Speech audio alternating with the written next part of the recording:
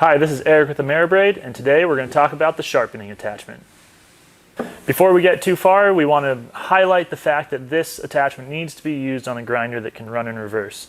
It is critical for safety and proper function that you have a belt retreating away from the cutting edge. Let's go over how we're going to set up the clamp to hold onto the spine of your blade. The first thing you want to do is measure how thick the blade is that you're going to sharpen. There's a chart in the instructions that shows you how many shims need to be in between the handle and the fixed jaw to properly keep your blade on the center line of the handle shaft. This is a very subtle adjustment, and for most applications isn't necessary. You can experiment with seeing if it affects your application. In this example, this blade is 3/16 thick, so if you reference the chart, that means we need 3 shims in between the handle and the fixed jaw. So all you do is loosen these 2 screws. You don't need to take them all the way out. Grab the little notch of one of the shims, slide it out the side, and slide it in underneath where it needs to be. Store any unused shims under the heads of the bolts.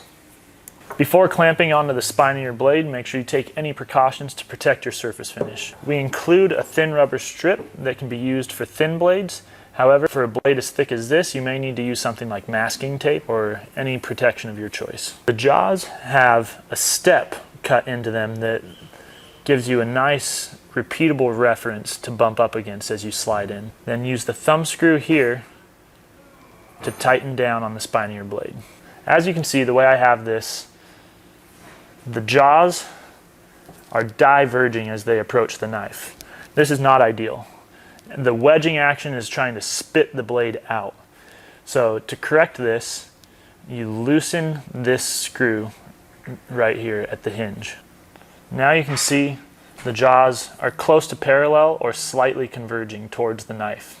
Another thing that can be adjusted on the sharpening clamp is the collar. The collar position isn't something you'll find yourself adjusting very often. I almost never change it. In general, having the collar further away from your knife gives you a more consistent edge because it'll be less sensitive to small changes in angles.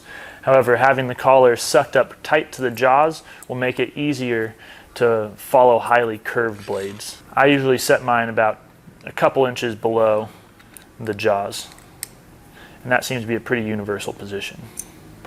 Now that we're over here at the machine, we'll go over a quick few reasons why we really love sharpening on a belt grinder. For one, you can use any of the attachments you have available to you to get the edge geometry you want. You can use your flat platen, rotary platen, the contact wheel if you want a concave edge, or you can use a slack attachment to get a convex edge. Also, you have your full range of belts available to you, which means that you can take a super damaged edge, rough it out with a really coarse belt really fast, and progress all the way through your fine grits and even strop right on the machine without changing any of your setup. So flat platen is probably the most common one that you'll sharpen on. Almost everyone has one, and it gives you good geometry and good results.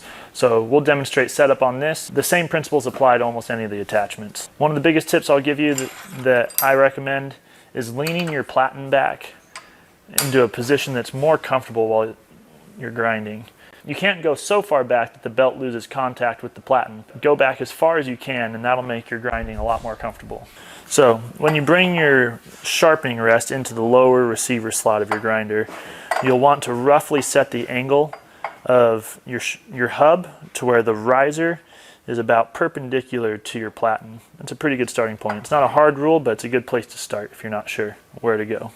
Adjust in and out here and here to just get you into a position that achieves the angle you're after. There's usually 2 situations. You're either trying to match an existing angle or you're trying to establish a new angle.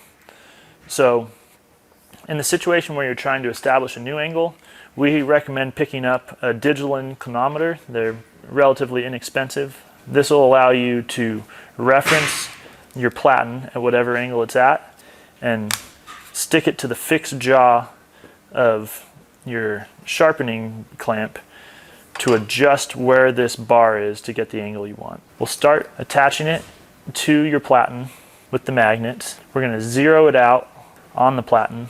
Then we're going to stick it on the fixed jaw of the clamp and come down onto the platen. Now loosen this knob and drop down until we get to an angle that we like. With everything tight, We're ready to start grinding. I'll use this as a chance to emphasize again that you need to run your grinder in reverse so that the belt is traveling up and away from you. So this collar design purposefully has a large flat on it so you can feel when you're sitting straight on the slide bar, but then it transitions to a radius so you can rock off of that, but you can feel when you land on the flat. You're going to set the collar on top of the bar, and I recommend sliding a finger up underneath of it so you can feel that you're not drifting off. If you drift off the bar, you're going to change your angle, so you want to make sure you're staying down on the bar the entire time. I recommend starting away from your plunge line and working your way back into the plunge line, and then travel across out to the tip. But don't drag your tip all the way off the edge of the belt, because that is when you'll be at risk of over grinding your tip or snagging the belt and tearing it. So I recommend stopping when your tip is approximately in the middle of the belt and then coming off and starting over again. With one hand down underneath the slide bar, I usually use my other hand to hold onto the handle and help feel how I'm rocked against the platen. That'll give you good control and feel.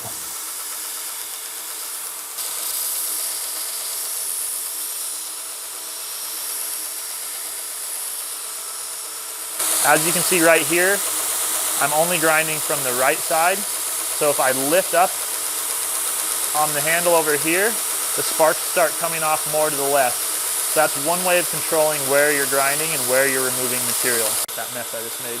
You'll know you've reached an apex when you start seeing a burr kick up on the edge. Good lighting is critical for being able to see this, so make sure you're not working in a dark shop. Once you've achieved that apex, we highly recommend finishing your sharpening job with a leather strop and some polishing compound. Thanks for watching. Hopefully that's enough information to get you going with your sharpening attachment and understand the adjustments that can be made. It's definitely not intended to be an in-depth instructional video on how to sharpen, but how to understand how to adjust our sharpening attachment to make it do what you want it to do. If you have any more questions, go to the website, ameribraid.com, find our phone number or give us an email. To see more videos like this, subscribe on YouTube and follow us on Instagram.